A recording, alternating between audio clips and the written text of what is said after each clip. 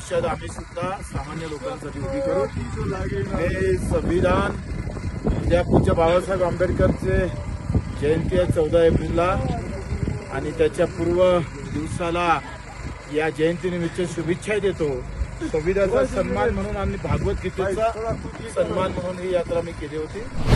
मला वाटतच नव्हतं मी बेस कॅम्पला येऊ शकणार आणि जास्त प्रॅक्टिस नाही। जगाच्या उंच शिखरावर जेवढी याची कठीणाई आहे तेवढी सुंदरता पण आहे। या जगाच्या अतिशय उंचावरून गौतम बुद्धाच्या नेपाळच्या या देशातून सगळीकडे शांतता गेली पाहिजे।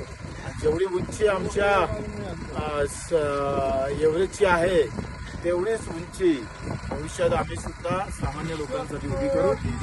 हे संविधान उद्या पूज्य बाबासाहेब आंबेडकरचे जयंती आहे 14 एप्रिलला आणि त्याच्या पूर्व दिवसाला या जयंतीनिमित्त शुभेच्छा देतो।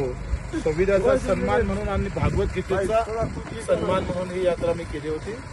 व्यक्तिगत काही सार्वजनिक स्वरूपाची नव्हती, व्यक्तिगत माझ्या आनंदापुरती होती आणि हा आनंद अधिक द्विगुणित व्हावा।